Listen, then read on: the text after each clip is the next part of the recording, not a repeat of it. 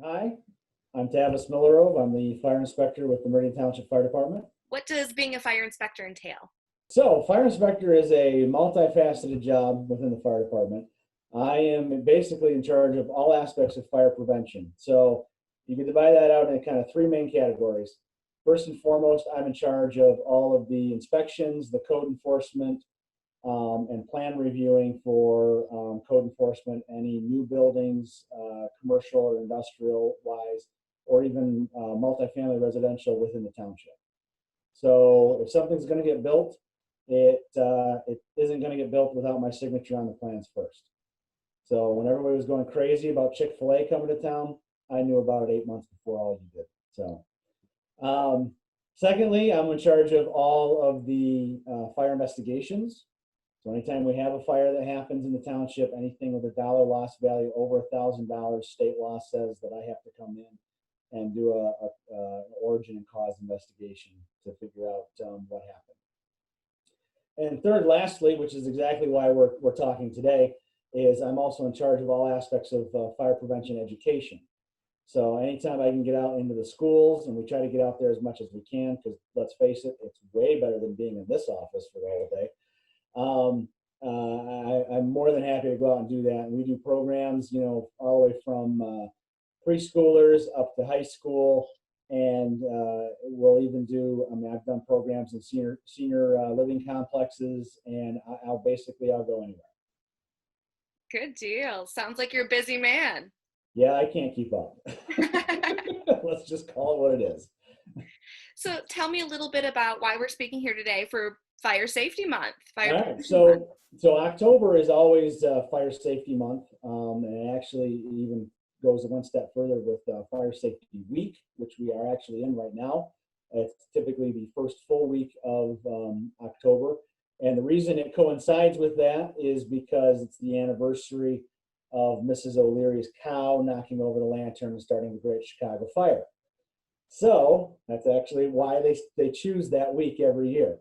And it's hosted off, or really kind of organized by the National Fire Protection Association. And every year they promote a theme that goes along with Fire Prevention Week. It may be something as simple as doing exit drills in the home, maybe talking about and having awareness about smoke alarms, making sure that you're checking the dates on them, the batteries, and things like that. This year's theme is to serve up fire safety in the kitchen. Kitchen fires are a leading cause of fires throughout America, and I will say with certainty they are the #1 cause of fires in Meridian Township. In fact, we've had 2 already this week, which honestly is not a very good start to Fire Safety Week. But hey, I digress. So we're out here trying to promote people, giving them tips, trying to be as fire safe as possible, and keeping the risks down for whatever they're doing. And of course, everyone has to eat. Everyone cooks at home. More people are at home nowadays because of COVID-19, and so this just seemed to be the most natural thing to do as far as the theme this year to work on for Fire Prevention Week purposes. What are some good safety tips for the kitchen? So first and foremost, as far as safety tips for the kitchen is the #1 thing I can tell you, bar none, is be attentive. We're in a busy society these days. Everybody's go, go, go, trying to get as many things done as possible. And really focusing on what you're doing, and people trying to multitask and do multiple things at once.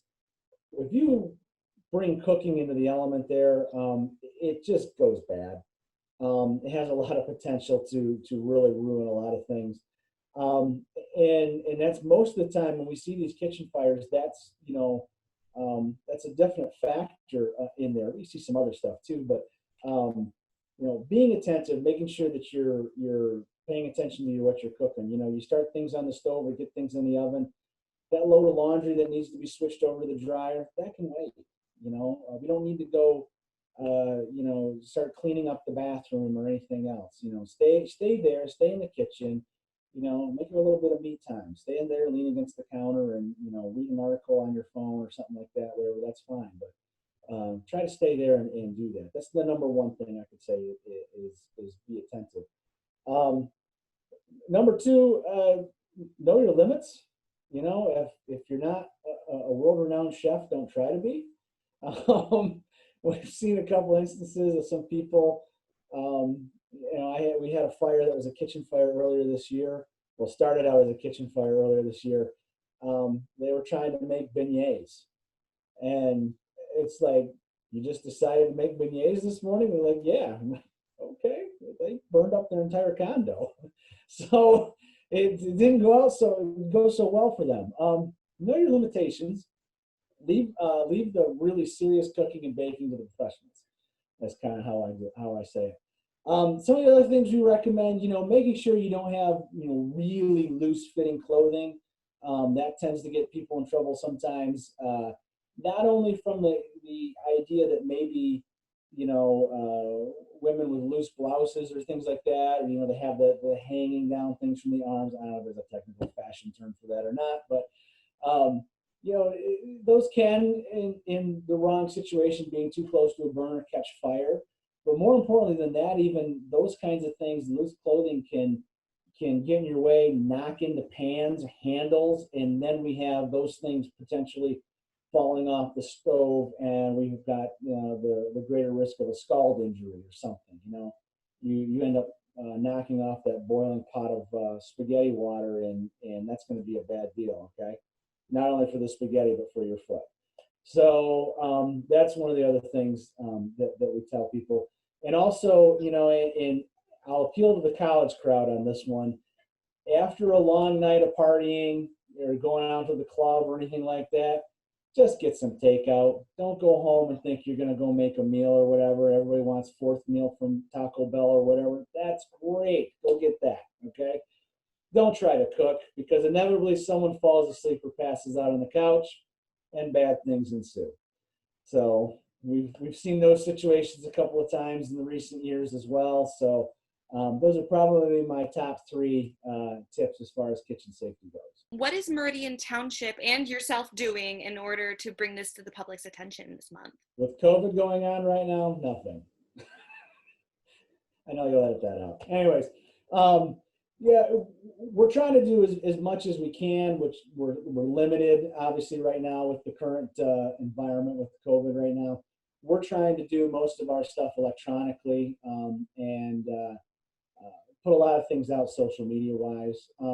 What's nice is there's a statewide fire prevention task force with a lot of different, not only fire service individuals, but also people from other service organizations like the Red Cross, Bureau of Fire Services, a lot of community-minded stuff. I sit on this committee at the state level, and it's called MI Prevention or My Prevention. And they did a great job this year of putting out just a ton of media stuff to be able to go out to the masses. So we've got that, and we've got things that we're posting every day this month through the end of October. Governor Whitmer was gracious enough to help us out with doing some PSAs, and those, I don't know exactly where those are going to air, but you'll probably catch up a few of those as well. And even we've had the opportunity, you know, I've been doing this for 6 or so years, and I'm sure HOMTV has a lot of archive footage of my antics going through and doing fire prevention stuff. You know, we can re-air any kind of fire safety talk that I've done before, and I fully expect them to.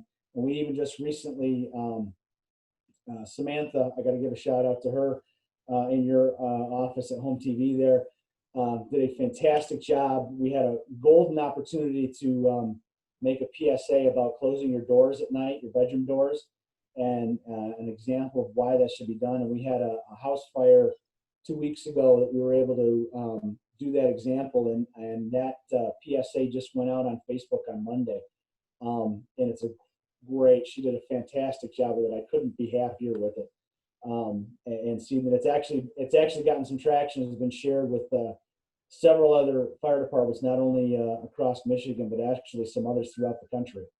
So it's kind of cool to see that get out there. But So yeah, so we're doing mostly media type things as much as we can.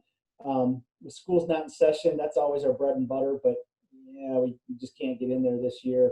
Our open house, we usually do an annual fire prevention open house.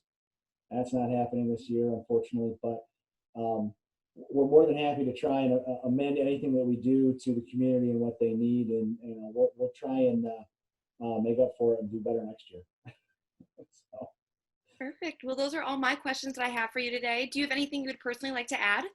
um, just as far as fire safety goes, like I said, we've had a couple incidents already. We're at the 7th day of October, and you know, from our perspective, Fire Prevention Month may not be going so hot. So right now, so we want to make everybody aware.